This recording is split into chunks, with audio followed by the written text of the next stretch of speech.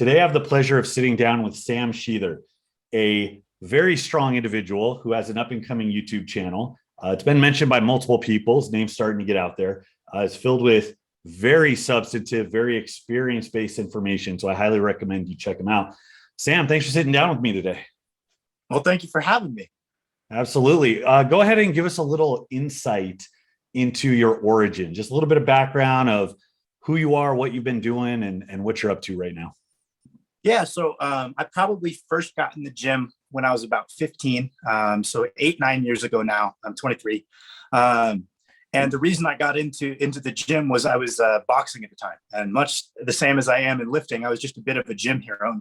I like to think that I was quite good, but just the process of training is really what I adored. And the nerves of training just didn't really, the nerves of competing never really appealed to me much at all. So I was just chugging along. As long as I was getting better month to month at that point, roughly, I was a pretty happy guy. And especially those of you who have ever done a combat sport, if you're in a relatively small gym, you have to spar with people who vary quite a bit in weight.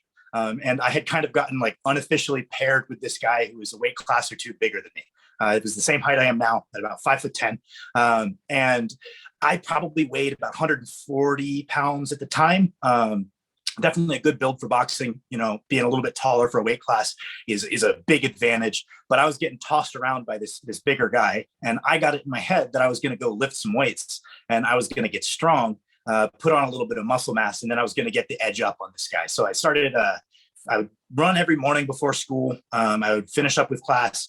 I would head to do about 2 hours of boxing training, and then being a wild 15-year-old with that recovery capacity, I started just heading straight I didn't even eat afterward. I went from boxing practice to the YMCA to start lifting weights. And my coaches told me not to. Boxing is very old school, right? I think like newer sports, you have like a little bit more of an advanced strength and conditioning kind of permeating into it. But boxing is very much like lift weights, you become slow. So my coaches kept yelling at me, and I was like, no, this is going to work, I swear. And I got those like initial returns of getting a little bit stronger. You see some big carryover to your performance in athletics. Like I was playing some other sports during other seasons at the time as well. And I was just getting like every pound I put on my squat was showing up to other stuff. I was like looking around the gym. I really liked the numerical aspect of seeing what other people were doing, and I'm going to do more. That was my whole driving factor. It was just like, hey, this is awesome. I can just be numerically better than that random person who doesn't care. Super cool. And I saw those returns, and it worked great. And I like started bullying this guy around. And then just gradually with time, I found that like, I just love that numerical nature of lifting more than I did boxing. And I adore combat sports, but it was something that I could foresee myself just progressing in indefinitely because it was numerical. And I'd gotten to that point with boxing because I've been doing it for 8 years at that point, to where it was really hard to tell if I was getting better.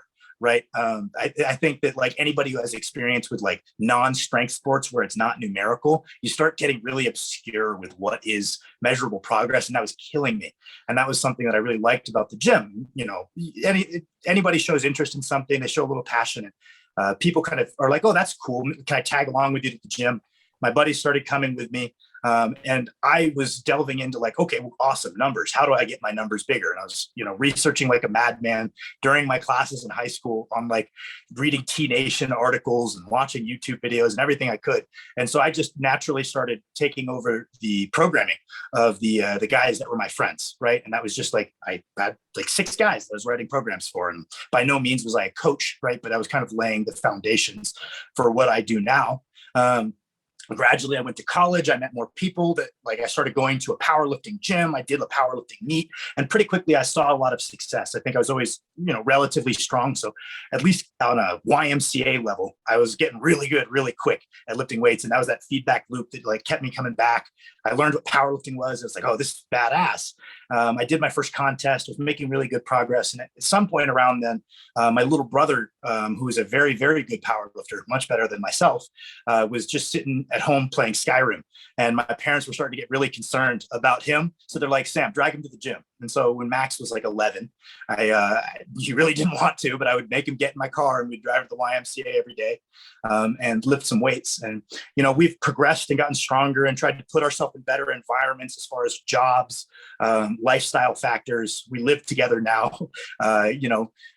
We moved kind of way out of the way to Montana to be able to afford to live in a house and get our groceries and kind of put ourselves in the position to see future success. And with time, I kind of found like the same thing I had with boxing, the nerves of prepping for a powerlifting contest and the fact that strength was really specialized and didn't necessarily carry over to as many day-to-day tasks was really frustrating me. I was like, man, I'm by the standards of the sport, I'm in the best shape of my life, but I'm struggling to go on a hike with my girlfriend. This kind of sucks. And so I started like dabbling with the idea of strongman, being like a more holistic test of strength. And I was like, this is awesome. I'm rewarded for being in good shape because I always loved including some of that HIIT conditioning for boxing. I'm finally getting rewarded for that. That's awesome. And so I did my first strongman contest probably about a year and a half ago. And definitely my training has shifted to be more strongman focused. I'm still making good progress. I kind of have some base lifts that I think are my bottom, like my base, the base strength podcast. I kind of have this idea in my head of like, okay, at least statically, I have my base in, some kind of overhead with leg drive, some kind of deadlift, some kind of squat. I'm an egomaniac and it's my best lift. So I like including a bench with a relatively close grip in that base. I've probably passed the point of diminishing returns long ago. But at this point, my best in those kind of bases that I look to measure, I've done a 720 SSB squat in sleeves. I have pulled 800 sumo and conventional, which kind of is the novelty thing. I didn't train sumo at all for 2 years and just decided I would probably try 800 and hope I didn't hurt myself. So I kind of have that cool little accolade of both stances. I've done a 555-pound bench press, which I'm hoping to improve upon pretty soon. And then I have done a 375-pound overhead press with no leg drive, pretty hefty layback, but no leg drive. That's probably my best lift on paper. Why I spent so much time building a strict press instead of just using my legs, I have no good reason. And then as far as coaching, I would say my greatest accolade is I really do believe I've done a good job managing the career of my little brother, who is 19. He just did a 1951 total in the USAPL. And right now, we are training him with the intention of totaling 2,000 before he turns 20, drug tested, and being the youngest person ever to deadlift 804 in competition. That's kind of our goal. And I very much believe he's on pace for it because he did pull, I believe it was 766 on a stiff bar at this past contest. So switching over to USPA drug test to get in a deadlift bar, those pulls are kind of equivalent in my head. So that's our target. And I think that's the biggest kind of source of pride is who I am. Is my own lifting is one thing that I just enjoy. I will, always push myself as hard as I can, but I take a lot more pride in how I've managed, especially my brother, but some of my lifters as well. Yeah, like I got to get this out of the way because I don't have a huge opportunity. I mean, I do, but I don't often have an hour spaced out to talk to extremely strong people about the ins and outs. It's a little bits of wisdom here and there in the training halls of some big contest or whatever. And, you're bothering people while they're trying to wrap their knees. So you and your brother, I mean, immensely talented people, just by the sounds of it. I mean, you talked earlier about how you were likely going to be a competitive boxer or could have, like, you believe you could have hung on the national level, which I believe if you stuck it out. The fact that you're 23 pulling these numbers is insane. I mean, we're so spoiled with social media now that I think it really dilutes in people's minds, like what that is to be that strong at that young. And a lot of people don't have a sense of the grind. All it takes is one Larry Wheels to like skew everybody's expectations of what good is. And it's like, no, that's so far at the end of the bell curve. But I did, in looking through some of your videos, I did stumble across the video of your brother pulling 675 for a triple, I believe. It looked like that was within the last 5 or 6 months. And the thing that stood out is that, one, your brother, he looks like a big boy, but he's not overly muscled, correct? How tall is he? He's probably about 6'1.5". Okay. So when you look at somebody moving 675, or you think about it, you either think of a certain build where they're locking out on their kneecaps, or you think of somebody who's very, very muscular, looks very experienced. And it stood out that it's like, okay, this guy is very, very strong and probably nowhere near his ceiling. And it looks like he has all this distance to go because he didn't just move it. He moved it very comfortably. with complete control, decisive lockouts. He held the top for 5 seconds. And that 800-pound goal, just based off that, I'm like, that looks very doable. And then you yourself have the success. Do you have any insight or takeaways kind of with what you and your brother do or can get away with compared to other people? Do you feel like your experience with your brother was kind of unique, or do you feel like you can take a lot of that you guys have from your own experience and apply it to other people? That's a great question. I think that as long as everything's put within context, I think you can take a lot away, but the context is like crucial. I mean, you can look at like Josh Bryant talking about like hard gainers and easy gainers, right? Yeah. This idea of like, whether it's muscle fiber type or neural efficiency or whatever the hell it is, certain people get more out of themselves on a given set and thus probably need to and should do less sets. And then other people fall on that spectrum, right? Max and I would be an egomaniac to say we don't fall onto that easy gainer side of the spectrum, neurally efficient.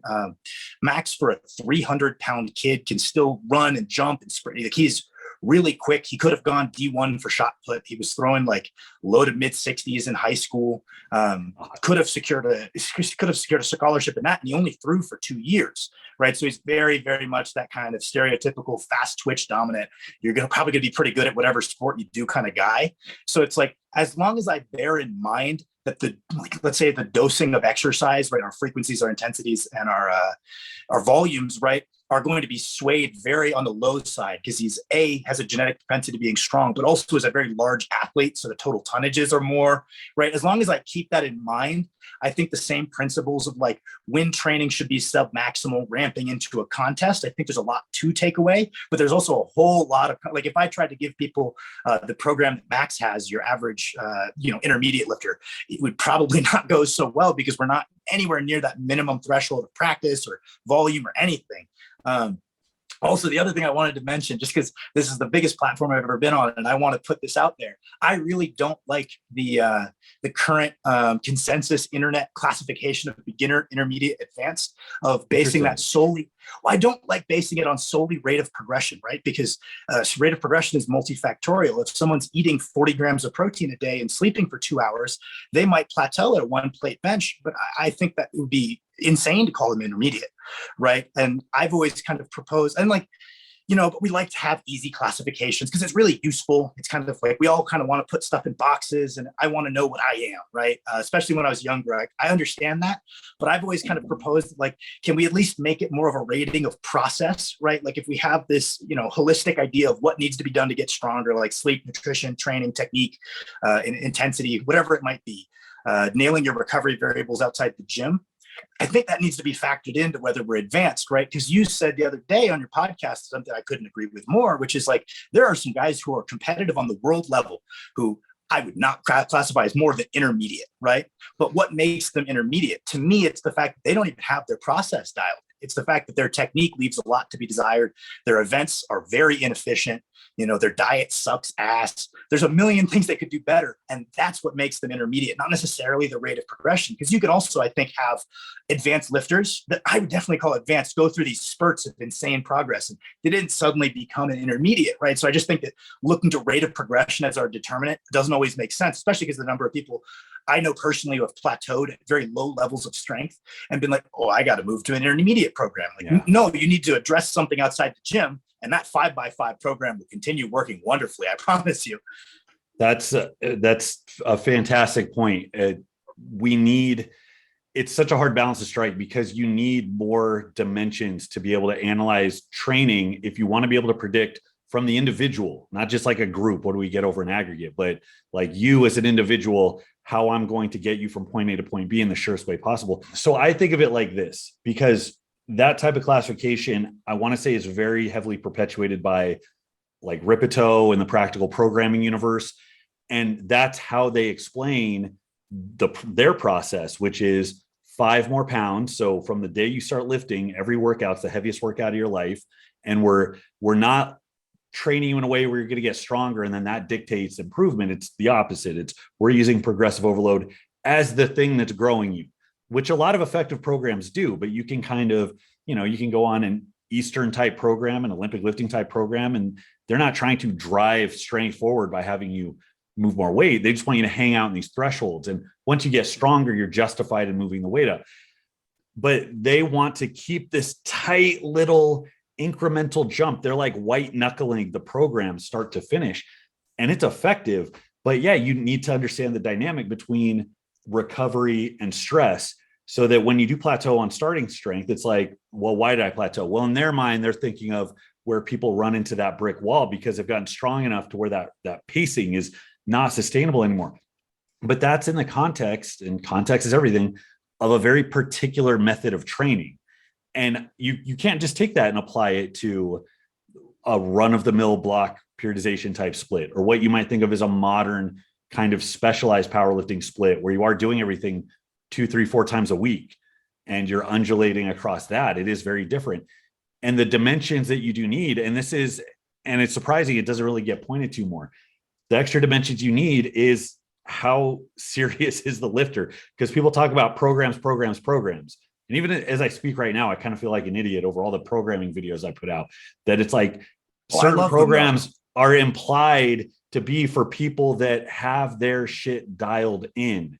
And to this day, it's like, well, can I do Smolov with bench and deadlift at the same time? Or can I, I'm working 60 hours of construction a week, or I'm doing this or I'm doing that. And it's like, there's a huge difference between what's going to work for somebody who's just hanging on by a thread to get through the day, and somebody who's like working for a state sponsored program and they get a stipend and they sleep 8 hours a day. And you got guys in lab coats writing down every time they take a shit to like figure out exactly where the recovery is. You're absolutely right. I think that absolutely is a primary determining factor. Even for myself, as I've chipped away and gotten good, I have no illusions about it. I've gotten good in spite of screwing off in a lot of areas. Like, I can be open about that. And then when I infuse my experience with the different programs I've done, the injuries I've had, what I've done to get out of them, being on gear, not being on gear, all that other shit, it's like, yeah, it's not enough to be talented. It's not enough to work hard. It's like, you got to do all of that. And you also have to be good, and you have to plan. It's that's entirely true. And I think a lot of people look over that. When I think what you said about like forcing progressive overload, right, is really interesting, right? Because I like, if we want to call it like beat the books, like log booking, right? Like, it doesn't need to be 5 by 5. It could be whatever arbitrary reps and sets. But the idea of either we're adding weight or we're adding reps every single week, going to try harder than we did last week. I think that has a lot of utility, right? Especially for people who don't have sporting backgrounds.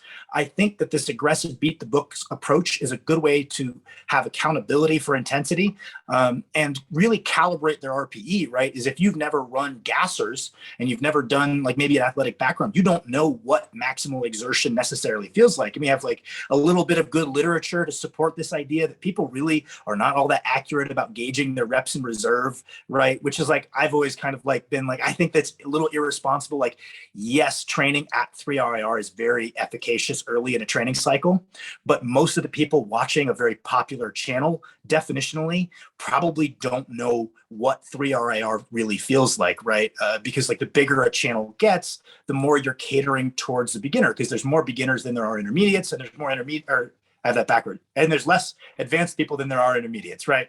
So it's like, the bigger a channel gets, right? And to get a channel big, you need to start catering towards these more new populations. But we should bear in mind who we're speaking to when we have a big channel. These new populations do not know where 3 RIR is. And I think that maybe going through a phase in training of, that aggressive beat the book style, and really help people get a gauge for, oh, wow, I'm a lot more capable on my accessories of pushing way further than I thought to. And that's like a necessary lesson for a lot of people. And I think that maybe sets apart who makes it from X strength level to Y strength level, but then going from Y to Z is who can stop doing that, right? Because Mike Tusher, who, I think is a genius, he put up an Instagram story a long time ago that I really liked, where he's like, the longer I've coached, the more I've liked the idea of using training as like a gardening analogy rather than machine analogy, rather than trying to make yourself do 5 more pounds or 1 more rep. You can't force progressive overload, right? You can't force adaptation. All you can do is put yourself in an environment that's conducive to adaptation. So, sufficient protein intake, sufficient caloric intake, sufficient sleep, and then training with a technique and a intensity and a volume and frequency that's conducive to it. But you can't force it, right? You can't force a rate of progression necessarily. and I think that's a transition that's necessary to make. Is the guy who goes from, I don't want to, like, numbers are really specific to the individual, but the guy who goes from a 2-plate to a 3-plate bench, there's a good chance he got there just because he was training harder than the other guy and pushing himself that much harder, right? But that's might not what be the determining factor for going from 3 to 4. At that point, it's like, you know how to train hard. Everybody at this point knows how to train hard. Now you need to train a little smarter and know what is actually driving progress, just not just blind effort and like just throwing the kitchen sink at your program. Like any exercise you can think of that feels like it might help the bench press, I'm going to do all of them, right? At some point, you're going to get hurt, right? You need to fiddle that down into what is the bare minimum, right? And I've always thought there was an interesting transition to make, is like getting to a certain level of strength, man, you could just effort your way there, right? And then those guys who can't progress past that point, because if they try to do what they did to get there, they fall apart because they're not moving a lot of weight. There's people who accidentally, I always say that when I'm trying to reverse people's expectations, because a lot of people that submit inquiries for training or programming or whatever will present themselves, I don't want to say disingenuously, but maybe they themselves don't have an idea of where they're on the totem pole. And there've been a couple of times where I have to use some creative language to drive home the point of this is where you are. And I have to say, like, look, there's construction workers that accidentally get stronger than this. There's CrossFitters that accidentally get stronger than this just by virtue of a certain amount of work, a certain amount of effort, and some stimulus, because the human being is very, very low relative to kind of natural homeostasis levels. Like, it doesn't take a lot to get someone who's new very strong. But to your point, I agree with the stress component being more important early on, like assuming that, technical decay isn't rampant, but there are enough different avenues where you can have people work hard. They can recover from it faster. It is important. It's that learning experience. You don't want to wait till you're a 700-pound squatter to know what RP 10 actually feels like. So directionally, it should go the other way around. And then as you develop that transition you were talking about, logically should have more of your training be submaximal, or at least more of your at least have your maximal style training or harder efforts or greater workouts be kind of carefully selected, few and farther between. And that's what training smarter is. What always just grinded my gears was the fact that none of this is explicitly stated anywhere. And you can read through any textbook you want, and this context doesn't exist. Practical programming was probably the closest that laid it out. Like, the stronger you are, the more careful you have to be with your touches. And then it's not until you develop so far into the future that it's like, oh shit, yeah, I get like really crazy tendinopathy if I try to train at the same volume. Or it's like, oh, my strength levels day to day just go like this, depending on how I slept and all this other shit. So I can't even follow a predictable like rate of increase. And I was listening to the Barbell Logic guys. I listened to them for a while. Matt Reynolds, and he is very heavily involved in that. And they had this like way of thinking, because I was talking about them white knuckling it, going from 5 or 3x5 several days per week, and then just carefully shifting out, like, okay, now we're doing more recovery work. Now it's going, instead of every couple of days, every week, then every other week, then every 3 weeks. And their logical progression took them all the way to like block periodization, where you're doing like once every 12 weeks. And it's like, okay, but everything you're doing in the 12 weeks doesn't have anything to do with that heavier workout. So you're already removing yourself away from the weight being the thing that drives up your strength. Now you're having to rely on the other stuff. And then you brought up Mike Tusher, like the flat loading he talks about and the stuff he picked up from Bondarchuk. That was a light bulb moment that came too late in life, where I'm like, what is the minimum workout you need to be able to foster growth? And they're like, oh, well, you can just do this stuff you're kind of not used to, and you'll grow a little bit. But then you can do like the exact same thing for a couple of weeks, and you're still going to kind of grow a little bit. And it really was like, Jesus Christ, like, I don't need to be hitting the gas every single workout. In fact, that's the opposite. So what I want to ask you then, given how fast you got strong I used to brag about my numbers when I was 23, but I don't even want to bring those up now. Given the rate of progression you've had as a very, very strong young man, how did that process go for you? Like, what kind of things did you acknowledge? What kind of like trial and error did you have? Did you have any big setbacks, or do you feel like you eased pretty nicely into a program that accommodated your strength as you got it? So pretty quickly, I think there's like an intuitive sense of like training adaptation that maybe you can derive from other sports that can carry over into training, right? And like, especially if you're paying close attention to your outside the gym variables, so you don't have this huge deviations in your preparation for a session, pretty quickly you can identify like, trends of what's working.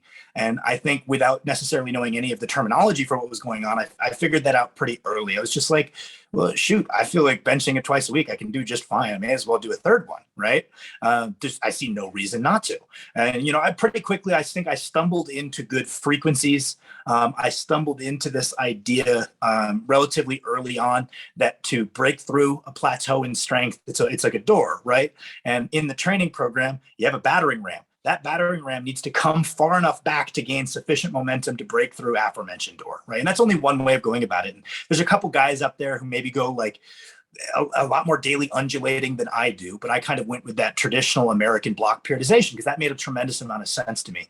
I think early on, I was like, well, shit, what do I do if I can't add weight every week? That's a conundrum that we all run into, right? And I think pretty early on, I heard Ed Cohn go, well, shoot, as long as I'm stronger on week 3 than I was last time I was on week 3, then I'm making forward progression. And then all that needs to do is you need to have a block, whatever the duration is specific to you, and it needs to be efficacious, so lead to a new 1RM, and it needs to be replicatable and sustainable, right? And I was like, okay, well, nothing about this 10-week block doesn't feel like I can do it again. And it worked. So I'm going to do it again. And I'm going to do it over and over. And as long as I'm adding a little bit of weight each time, this is my solution to the idea that I can't add weight each week. And pretty quickly, I fit some good frequencies in there. I fit some good volumes in there. And I was always pretty good at the bench press. I benched 3 plates really quickly, way quicker than I should have. And like, I'm sure part of that's genetic propensity. I have a theory that maybe having a boxing background and having a familiarity with like, exerting maximal force with your upper body is a skill that most people don't have based on their sporting background. That's kind of unique. Because how quickly I wasn't doing that many push-ups and pull-ups for boxing. How quickly I did 3 plates just doesn't make a tremendous amount of sense, and that's been my rationalization for it.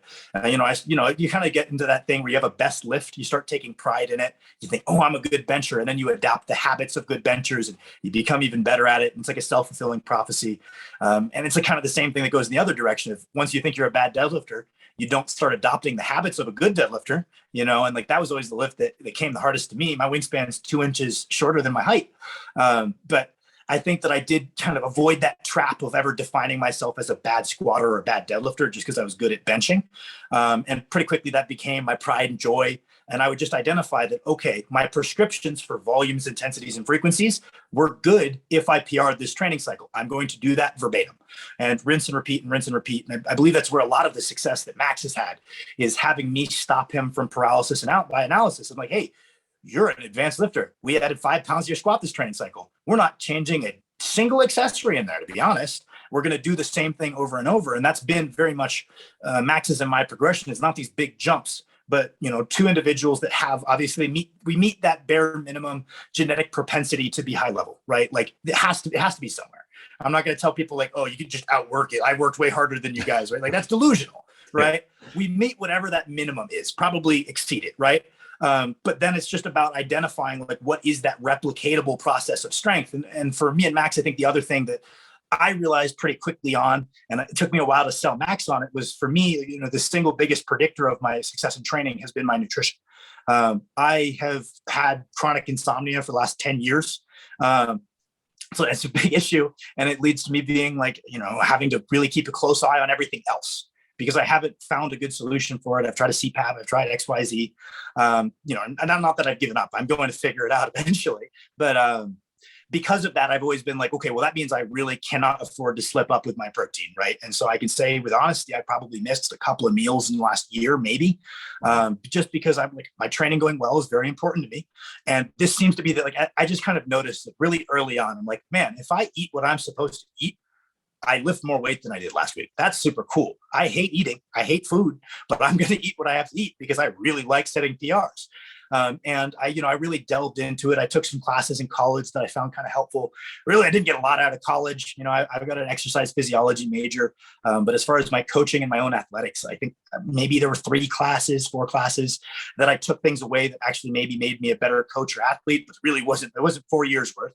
But one of the ones that I really did enjoy was like an advanced sports nutrition class, and like obviously what's in academia is usually like 10 years on average behind or whatever that number is. So going out of my way to try to consume like more recent stuff, and come to my own conclusions about maybe what needs to be optimized for a strength athlete versus a bodybuilder. Because I initially was like, well, I never grew very easily. I got very strong very quickly, and I looked oddly skinny for how strong I was. And that was always the case for me. So I always had it in the back of my head, hey, well, if I look muscular, then I'd be super strong. Right. And that was like, it was a huge uphill battle because that just wasn't, I guess, my genetic strong suit. I would make a very bad bodybuilder based on how much effort I've had to put into growing compared to some other people. I'm sure you've seen millions of people that touch a weight and like, you're like, wow, I've been lifting for a decade and I do not look like that. That's ridiculous. And they aren't that strong either. And that was never my genetic strong suit. But I had this idea in my head that, okay, well, if I get big muscles, they're going to be super strong because the muscle I do have seems to be pretty strong. And so I started really kind of following a bodybuilding based nutrition plan. And the big thing that's changed since then is this idea that I think that maybe us as strength athletes have less leeway in terms of micronutrients. I don't have a mechanism of action, but it seems like you can become a high level bodybuilder with pretty noticeable micronutrient deficiencies within a diet, but you'd be very hard pressed to become a high level strength athlete with similar micronutrient deficiencies in the diet. So like, yes, we need to get our protein intake, and you can debate whether that's 1 gram or 1.5 grams, personal preference, per pound of body weight. Maybe we get 0.35 times our body weight in fat, so we hit that minimum level for hormonal production, and then we fill the rest of our calories with carbs. That's always been my basic philosophy. And back when I was following bodybuilding, that made sense to me. Is we have a certain amount of protein, after which we get diminishing returns. We have a certain amount of fat, after which maybe we get diminishing returns or no benefits at all in the case of fat once we meet that hormonal production. And then maybe theoretically we have this indefinite benefit to carbs. So I'm filling up all my carbs, and I was getting pretty good results out of it. But I was very much kind of watching those bulking motivational videos, and they're eating chicken and rice. And I started eating chicken and rice, and I felt like shit all the time. I was like, what gives? I'm hitting my fat, it's not like I'm failing to produce testosterone. Right. And I really, I think Stan Efferding kind of was very influential in the strength industry for like making people kind of pay attention to micros a little bit. If you really want to say that you have a robust diet, don't just say, okay, well, here's my protein sources, here's my carb sources, and here's my fat sources. You should be able to point to somewhere in your diet for any major micronutrient. Was this idea that I got in my head is like, if I really want to say I'm on top of my nutrition, someone should ask me, well, hey, where's your zinc within your diet? Or hey, where's your iodine? Or, where across all your meals are you sourcing that 5 grams of potassium? And that was the big thing that I think pushed me forward quite a bit was, hey, for me, the biggest predictor of how well I'm doing is my nutrition. And that was like a big breakthrough of a whole other half of nutrition that I didn't know existed.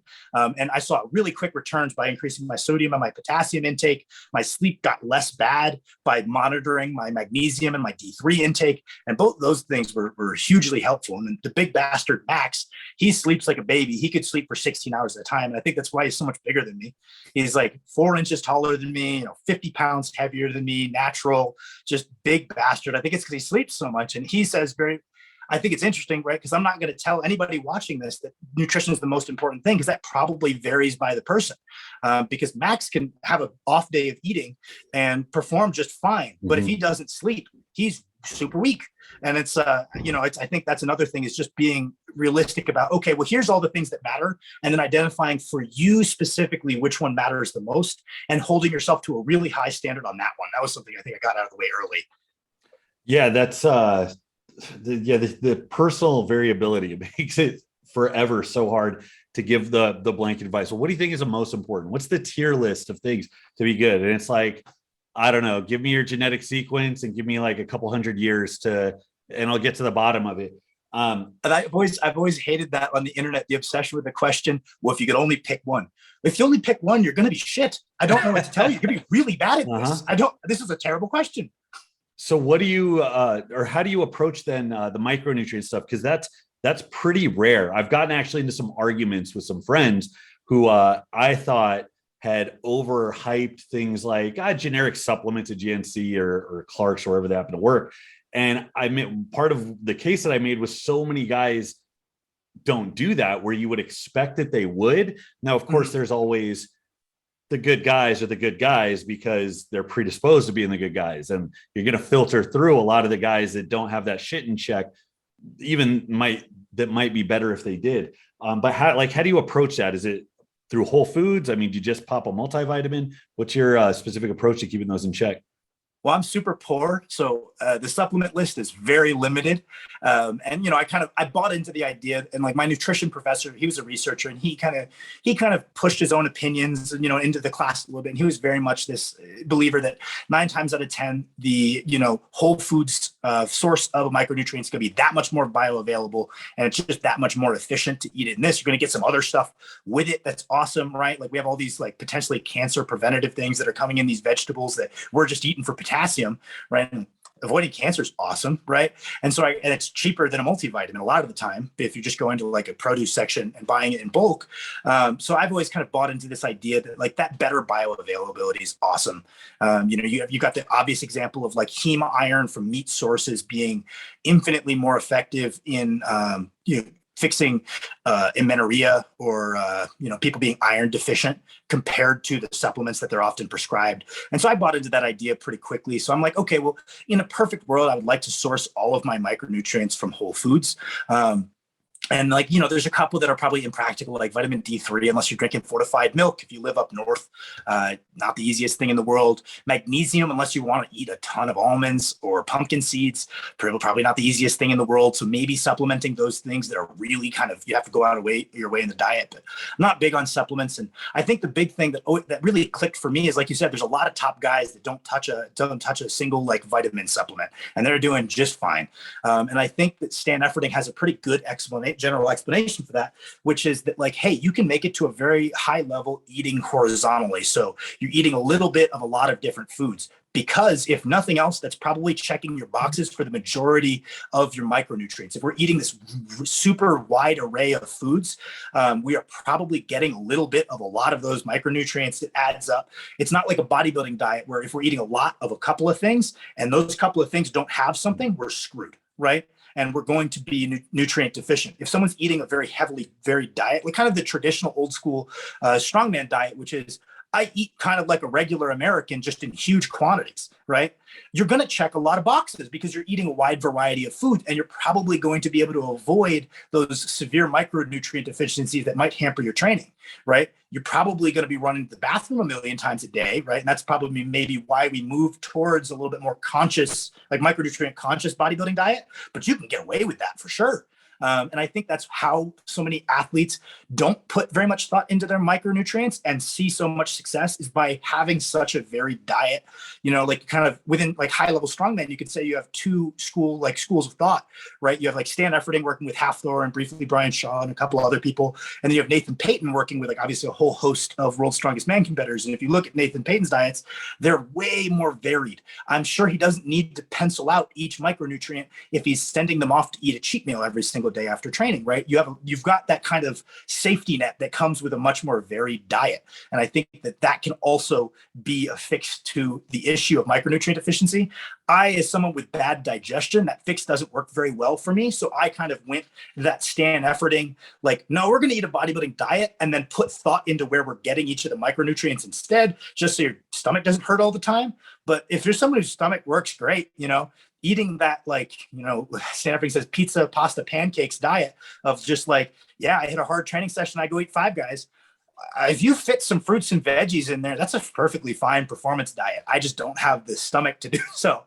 And there's another factor, which is how big's your frame? How big are you trying to get? Because, and I heard secondhand, I don't know how accurate it is, but Brian was having issues getting enough calories in with what he was doing with Stan Efferding. And when you're, 6'8" to 6'10", trying to get 400 to 50 pounds about body weight, the calorie density is a huge draw for us. More hobbit built strong men, under 6 feet, usually smaller frames, especially given how much more athletic our events tend to be. And that's just a difference between the types of federations and events that get put on. We don't really have a version of the Arnold Classic where it's a 1,500 pound yoke and a 440 pound log and a almost 600 pound stone. Almost all middleweight stuff and below is reminiscent of older World's Strongest Man. It's faster. There's more medleys, whatever. And it's in our best interest to be leaner, which I'm not. My claim to fame, everybody has their profession followed by strongest man, world's strongest pizza cutter, whatever.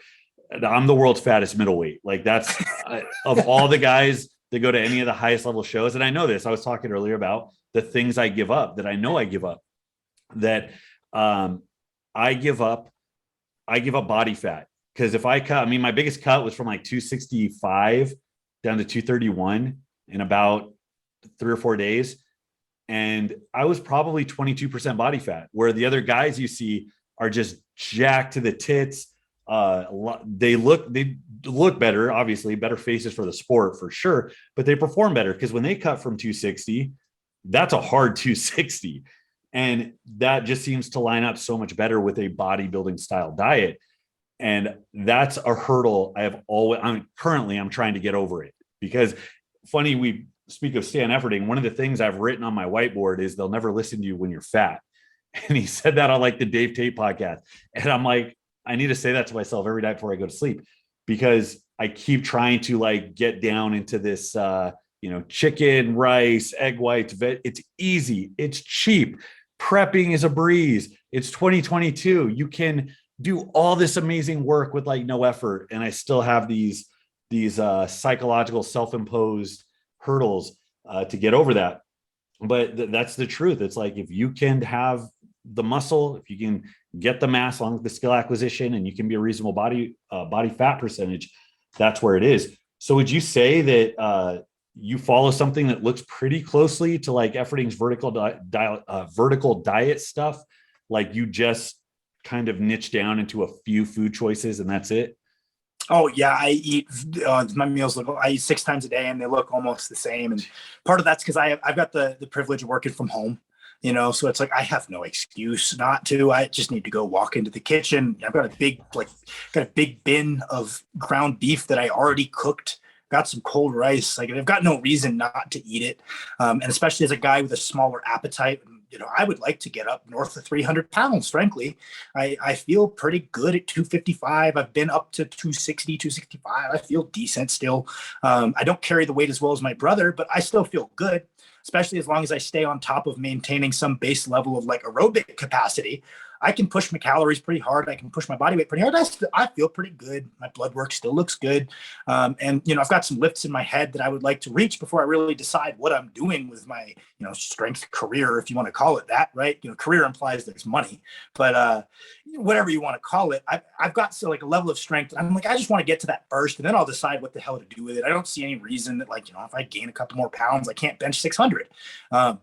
I don't see any reason for any of these things. I would like to get up north of the 300. So if I've got a small appetite and I want to weigh 300 pounds, well, shit, I got to eat more often, right? And I would say that my diet, I eat the exact same everything every day. I've got a note.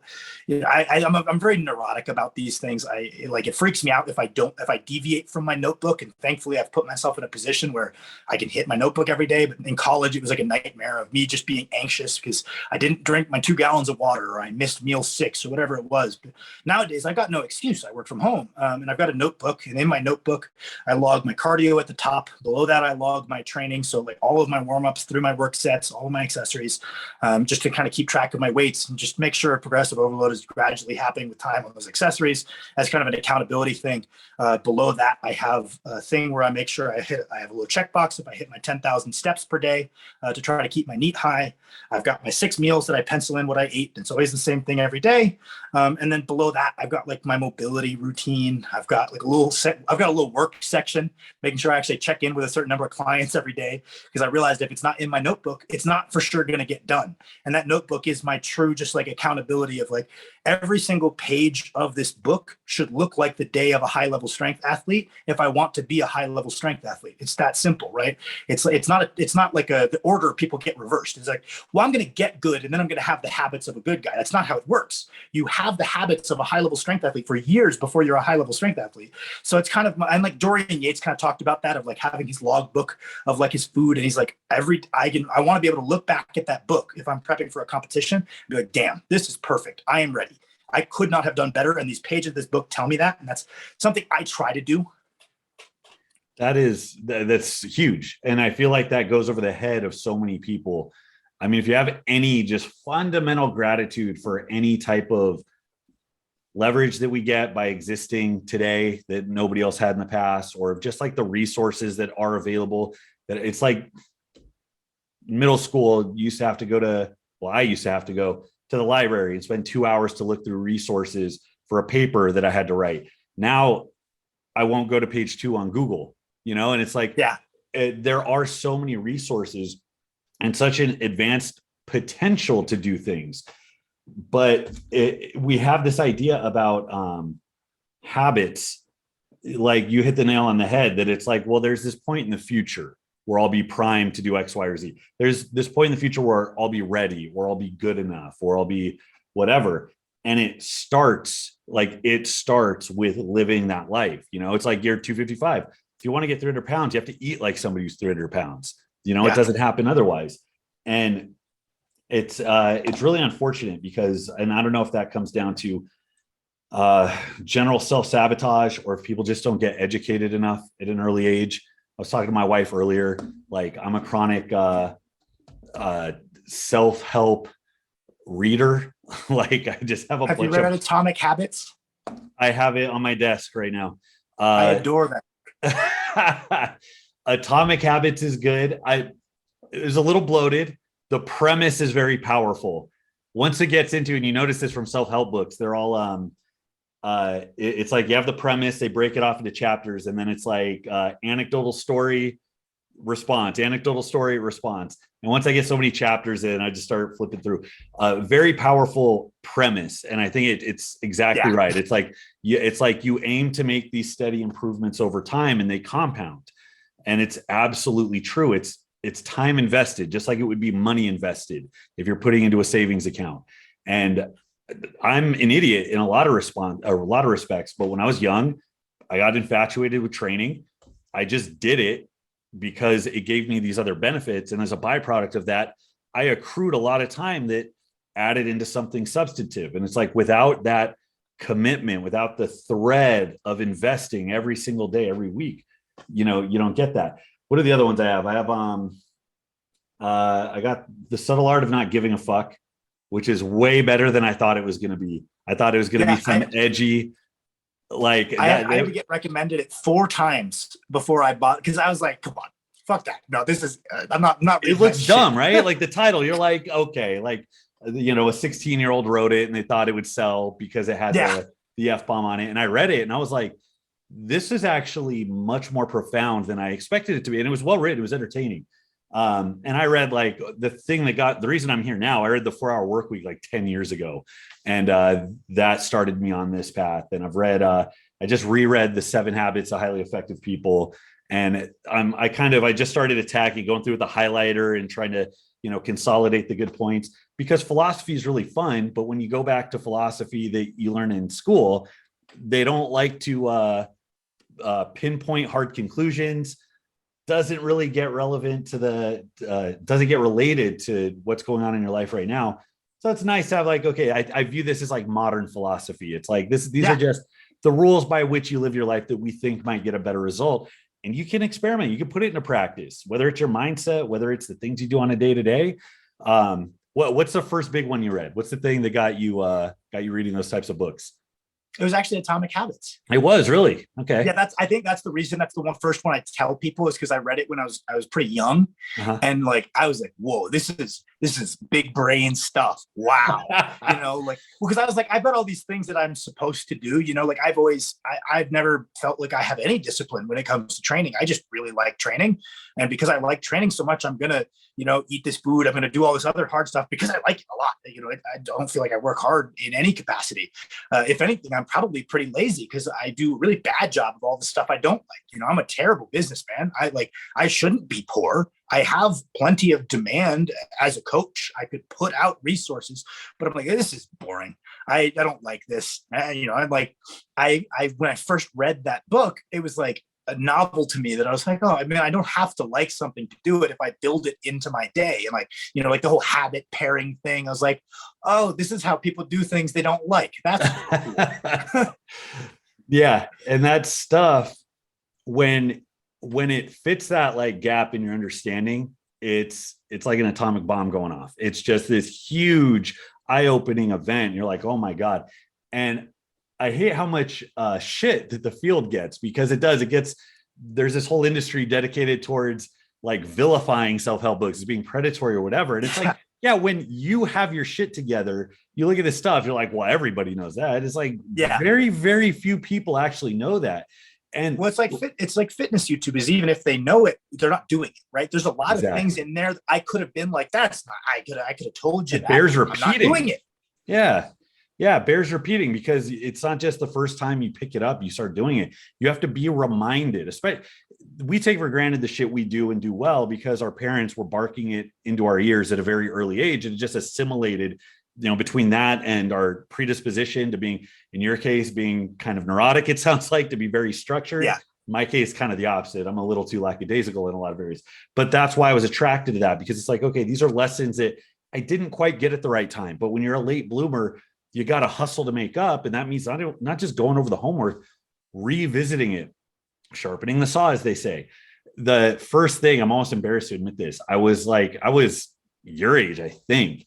And I did not have my shit together remotely to the degree that you did, not with lifting and not in life. And there was this sense like I need a spark, like the potential's there. And everybody loves to jerk themselves off over their own potential, but potential doesn't mean anything. It doesn't put food on the table. You have to actualize it. And it was a Tony Robbins box set. I ordered off of a late night infomercial, like somebody going through a midlife crisis. It was like the box set of CDs. Because my job, I think I was a delivery driver at the time, and I just listened to it. And I remember I got a testimonial. I lived in Redlands, California at the time, which is where the guy that made Tap Out is from. So he used to go to like the gym we were at. And I just remember he was one of the testimonials. That's when Tap Out was huge. It was like just becoming very, very popular in mixed martial arts. And I just remember the guy has tattoos going up his neck, but he was talking about being an entrepreneur and being self-made. And then it was Tony Robbins giving his shtick. And I'm like, I'm sold. And it was so hacky, I had to hide it. Like I couldn't let my friends see it. It was like in the back seat with like my sweater over it. But that was probably one of the most life-changing experiences I had, just because I kind of opened up, took it serious. Like I have some shit to learn. And there were it wasn't everything, but the gaps that it filled were like, I don't know how people get along if they don't solve these problems, if they don't figure out what's missing to that degree. So that fits, and it tells me so much about you, because I was going to comment earlier, like one of the most impressive things about you is the fact that you started with this structure. Like you started with this 10-week type block periodization program. Nobody starts with that. That's like saying I started writing in cursive. Like nobody starts with that.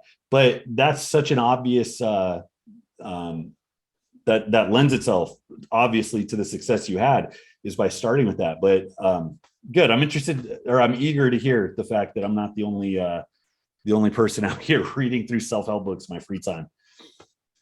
Yeah, no, I mean, and like you said, it's like those, just like how PRs are like a wonderful feeling, and the longer you lift, the more like few and far between they are, and they mean that much more. I love your podcast. You talk about how like, it's not often that I have like a training light bulb moment anymore, but when I do, it's awesome. It's like, that makes my day. I'm like, holy shit, I have never thought of that. I have spent the last 10 years spending most of my time thinking about lifting weights. It's just, I don't have other hobbies, which I don't think it's a bad thing.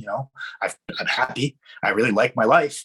And I just like thinking about lifting weights and, consuming information about lifting weights. And I've been doing that for so long that when I'm like presented with like a novel concept, wow, that made my day. Like if everything brightens up around me, I'm like, this is awesome. And when you talk about it on your podcast, I'm like, that's super relatable. Just us people who just like thinking about lifting weights, those just like lift PRs, it becomes more few and far between, but it's awesome when it happens. Yeah. And they're necessary to keep things shifting forward, right? So you can't assume that you've got it all figured out. In fact, your basic assumption should be, even when you feel like you have it figured out, that you don't have it figured out, because that'll make you, that was another one of the big, not a revelation, that was something I knew, but to see it written explicitly in one of the books that talked about how often people are wrong and you see it mirrored in all of these different books, because it kind of fits modern human psychology. We like to believe that we're correct. We like to start with the assumption that everything we did to get a little bit of success is all we'll ever have to do. I read Who Moved My Cheese, which is like, it's suited for kids. It's a whole allegory of like, you have these two mice and you have these two like people, and they live in a maze, and the mice like every time the cheese gets moved, they pick up their running shoes and go get the cheese, where the people are like entitled and they're like, well, it's like something, it's beautiful for reading to your kids, but it's like, oh, it'll come back, or I shouldn't have to go run and chase cheese. And it's such a dumb analogy, but it's like, anyways, that had that thread underneath it of how often people are wrong and our assumptions are wrong. And if we start with that, it's so much more easy to change in the face of some crisis, or things not going our own way, or if your bench press isn't going up, or if you keep getting injured. It's like there's some assumption that isn't clicking. So you need to go after it. And anyways, as I've been doing this more and more, it's so easy at this point to just think what you know. And that's fine if you like just want to be in this like middle rung of, you're okay for the people that know you, but you're never going to outgrow that. And if you have very serious competitive goals, if you want to stand out, it's those atomic habits, baby. You got to keep growing the entire way. You can't slow down. And it's really a double-edged sword, though, right? Because if I hate the word, like, let's say we keep ourselves humble enough to know that we don't know much, right? Like, we always can learn quite a bit more. There's people better than you, right? I mean, maybe even consuming lower level information. Maybe you hear something phrased in such a way that it kind of pivots how you think about something, or how you explain it to your clients. Like, I'll still watch a video that's aimed at lifters a lot below me or no less than me. And I think a lot of people are off put by it. They're like, oh, screw this video. I already know all of this. I might hear a phrasing and I'm like, wow, that's so much better of a way to say that. Or that's just not even how I personally think about it. That's awesome. So it's like staying below that level of ego is really productive, right? But if you go too low and you don't have enough self-confidence, good luck achieving competitive success. There's just an innate level of confidence needed approaching weights or approaching competitions to not just fall apart mentally, right? And it's always like trying to stay in that zone, or like whether it's like you as a coach, right? You need to be confident enough that you're not constantly changing your guys' training or pivoting everything you think, right? But like, humble enough that you're not going to be stagnant and, still going to improve. And it's like that. It's a tough battle to play. No, that's absolutely right. And we're never done learning. We're never done. One of the things that I appreciate about someone like Mike Israetel, who's a staple, and you kind of take for granted he's been there for a long time, and he'll probably be there for a long time. But just in going over some of his stuff, he has a habit, and it seems like just a default way of explaining things, where it's always like, here's the rule. Now, here's what happens if you do too much of the rule. And then here's what happens when you don't do enough. And then he ends up boxing it in based on like the perimeter. And that's always, and more I've tried kind of adopting that, because it's useful for yourself when you are trying to say like, hey, where's the line of, humility versus arrogance and the things that I know given X, Y, and Z. But it's very easy to get off the rails when you don't do that. And it also makes explaining things to other people a lot easier. So how long have you been putting up videos? How old is your YouTube channel at the moment? Well, the channel is 5 years old, I think. Oh, really? I think I wasn't active for most of that. I think probably 5 years ago is around when I was first getting into like formally coaching people. Maybe I've been doing it for a little bit, but maybe that's when I first started charging people. And I think I tossed up like a demonstration of a hip flexor stretch or something. And then like a month later, I put up a demonstration of like a rolling tricep extension. I got so tired of searching through YouTube for examples of people doing certain exercises on how I wanted my guys to execute them. I was like, I saw John Meadows used to have like an exercise archive in his ebooks that would have links to each of his exercise archives on his own channel. So you kind of get that like cross growth, which is awesome and everything. And I was like, yeah, that's a novel concept. There's no barrier to entry to that. I'm just going to go to my school gym. I'm going to do this exercise. And I put those up, and like every couple months I would put maybe a new exercise. And I think at some point, I've always had like a little bit of social anxiety. I live in a town of 2,000 people in Montana, deliberately. I moved here, but I never felt like talking to a camera was talking to real people. It's the internet, it's fake.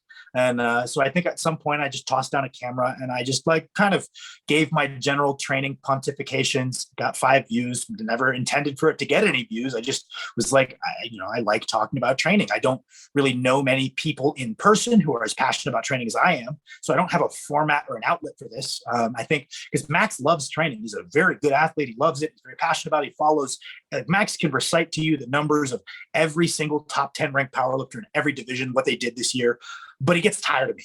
he gets tired of me constantly talking about like, oh, what if you think about it this way? So I was like, this is an outlet for me. And I just sat down and I was like, oh, here's what I think. And I put it down. And I would probably do one on and off every couple months. Never had any intention of it growing. People told me the video quality was shit. People told me the audio quality was shit. I never fixed it. It was really bad.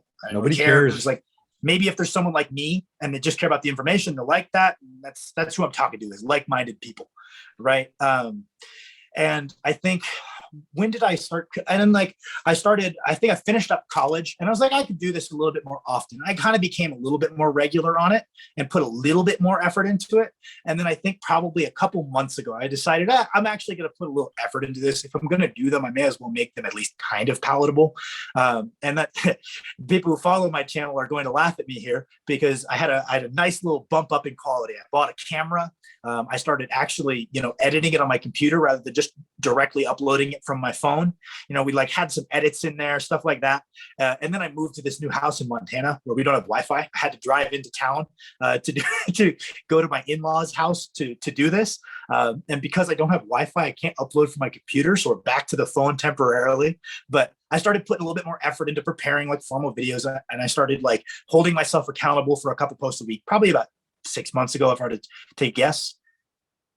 Yeah. I could see the stair stepping.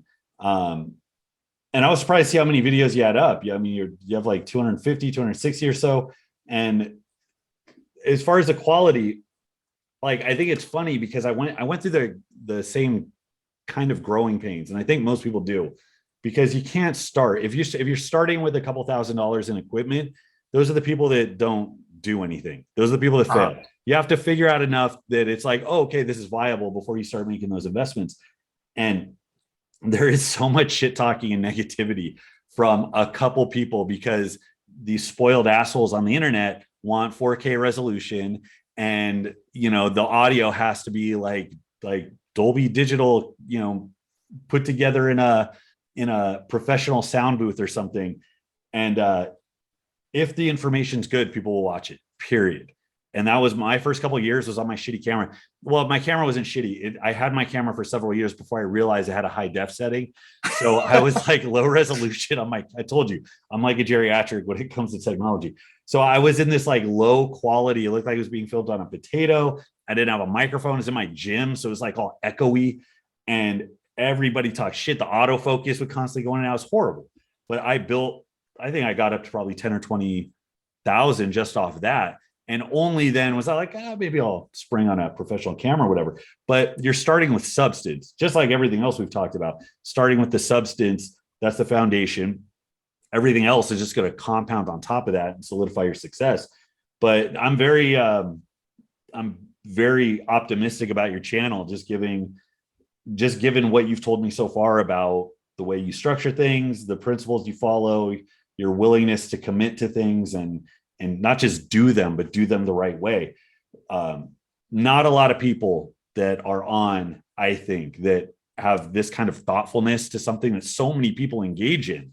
And I'm kind of looking forward to that too, because I don't want to say I'm peerless, because that would be dumb. But the types of channels, I say to everybody, compliments get you everywhere. My ego is very susceptible to suggestion.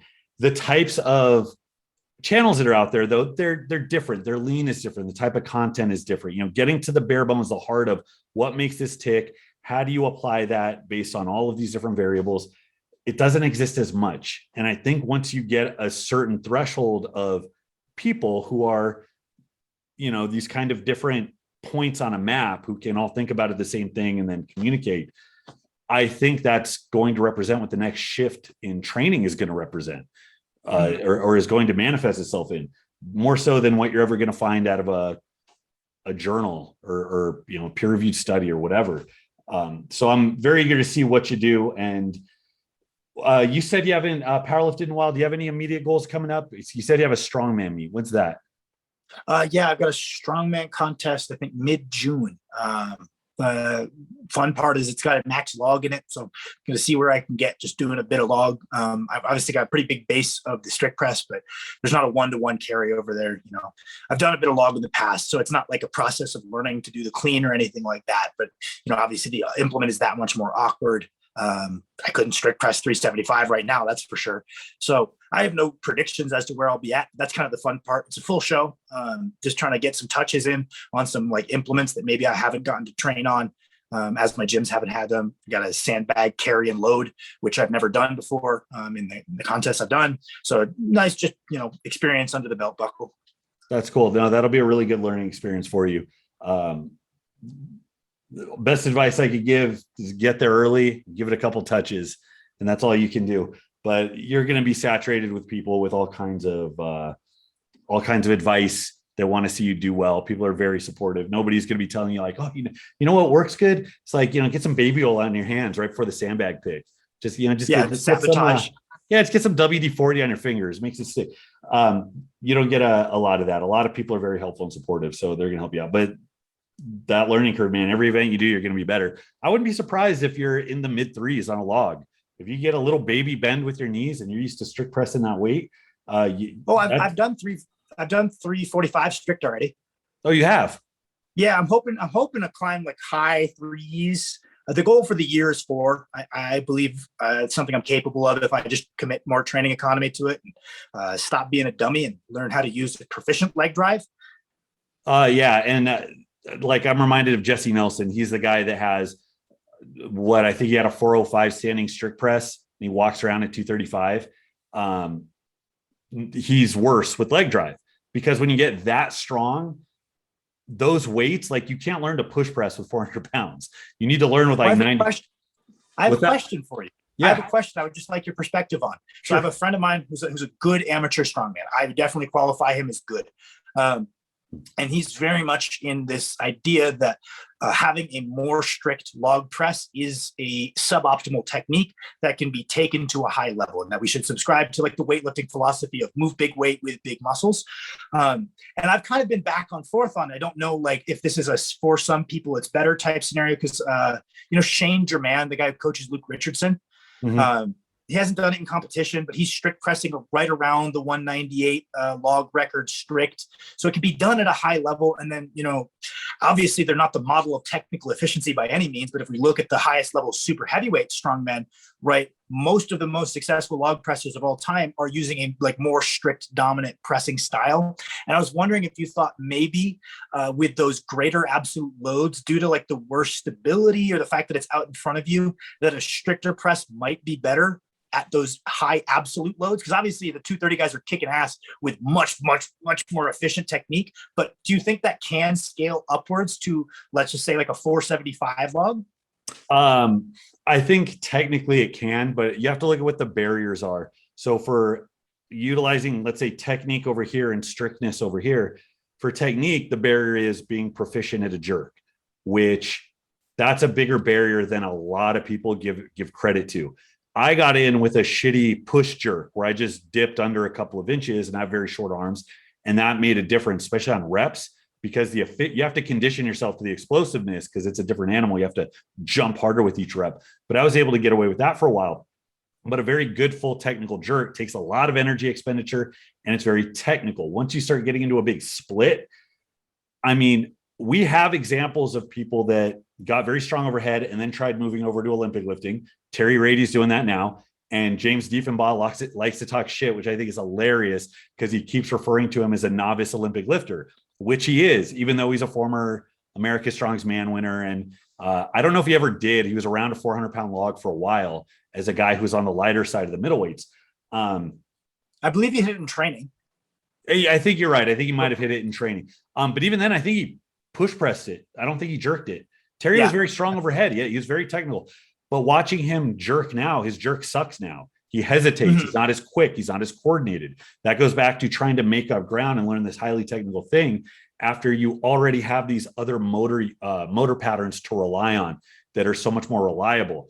And then, you're looking at points of stability. When you have this big thing that's in front of you, how do you make up all of those potential weak areas that could be exploited to be able to execute explosively and all at once in this very complicated technique that you also might not be very dialed into. And everybody experiences it. When I see people try to incorporate a split jerk, they usually do well for a while. And then once it really gets maximal, you see it constantly. They short the jerk. They don't commit to the drive, or the log just folds them back. We can look at guys on the elite level. Mikhail Kokolayev came over and did strongman. He was very good. This is a guy who has put 600 pounds over his head. I think he's jerked 550 at the Russian weightlifting championships 10 or 15 years ago. He could not hang with Zydrunas on a log. And this is also a guy that, by the way, on a barbell, probably could have push pressed more than Zydrunas. Just for I would go on and say so for sure. Absolutely. I mean, shit, Klokov had push press 496 or 500 at like 231. So that's the potential of a good, explosive, tight, compact push press. The jerk relies so much on reproducibility, and the type of environment that you end up pressing in strongman events, even when it's at the biggest shows, is garbage. Now, I don't think it's garbage because it's part of the sport, but I was at the Arnold when it was in Santa Monica, and we went and watched because it was close to where we lived at the time. Beautiful venue. Everybody's complaining because they're doing the log press and the platform they have rigged up is flexing because it's not built for lifting. It's not built for having 1,000 pounds on the square footage of like your feet. You know what I mean? Like, it's not built for that. So you're always pressing in gravel. You're pressing on slopes. You're pressing with the sun in your eyes. It is so much less reproducible than Olympic lifting that I think it's worse to try to plan for something that requires specific technique and execution to pull off well. If we look at Camby, who's the best example of a jerker in strongman, Camby's overhead in general, his push press in general, not that far off from his jerk. So as good as his jerk looks, I mean, nobody in strongman that I know of right now can hit a 450 jerk off blocks kind of the way he can, but he's done like a 420 push press. That spread tells you that he's actually not very good at the jerk. And that sounds stupid to say, you know what I mean? But technically, as far as skill acquisition goes, he has the power and force production probably to pull off a 5+ if you have all of those years doing a jerk and having your training peak you out for that. So Camby's big log is very, very much held up, I believe, by the fact that he does have a strong upper body. I mean, he push presses, or he strict presses in the mid 3s. He can push press well into the 4s. And I believe that if he had to, he could probably push press pretty close to his log jerk. So anyways, that's a long roundabout way of saying, I don't think the jerk is something you should put all of your effort towards, at least not without having a very, very, very robust, strength-driven upper body program. I prefer push pressing because it carries over to most things. And as varied as strongman is, you don't have the luxury of doing everything. You have to pick the thing that's going to carry over the most. As fun as doing max log and axle is, that's a small representation of what you're going to do. You could be the best jerker in the world, and once reps come into play, you're expending too much energy. A block, can't split jerk a block, can't split jerk a dumbbell, can't split jerk a Viking press, you know? So is you have all the events, and then overhead's right here. Getting better at overhead doesn't make you better at any of the other events. And then if you do get good at overhead, all the overhead events, you want to be as good at those as possible. So that's my take. I think most people get into it as a quick workaround. When you're a novice, it probably feels like your proximity to a competitive number is closer, but I see that as kind of going around the back door. And I don't think it's my wife. Perfect example. You see a lot of women jerk. My wife is very comfortable with a push jerk, and that's how she competes. And she got very explosive. She got comfortable falling under it. Her biggest surge came when I had her stop and started having her do push presses. So now when a log is on her chest, she's more comfortable. She's more stable. She has that to fall back on. And there are times where you're going to be unstable. So anyways, that's my takeaway. Well, I'm all ears. So. All right. This was great, man. I really appreciate you coming on. And I have a feeling that we could go on for another 2 hours if we had to. We're definitely going to do this again. Where would you like people to find you? You have your YouTube channel, Sam Shethar. do you have any other website, any Instagram you want to push? Yeah, so I've got my YouTube is Shethar Training, Shethar Training, and then I have Instagram, which is Shethar, just my last name at Shethar on Instagram. I just log some of my training on there. I don't really put out any informational content. It's just a training log. And then I highly recommend anyone who listens to this follows my little brother Max, because he's a better lifter than me, and his Instagram is at the_1_rep_max. There we go. It sounds like these two are going to be the second coming of lifting. So I recommend you all. I recommend you all follow them, track them down, follow their progress, because I think we're going to be seeing big things from both you guys in the next couple of years. Sam, thanks so much for showing up, man. This was really great. To everybody who dropped by to watch or to listen, thank you so much. Check Sam out on his YouTube and his Instagram. Until next time, this is Bromley. I'll see you.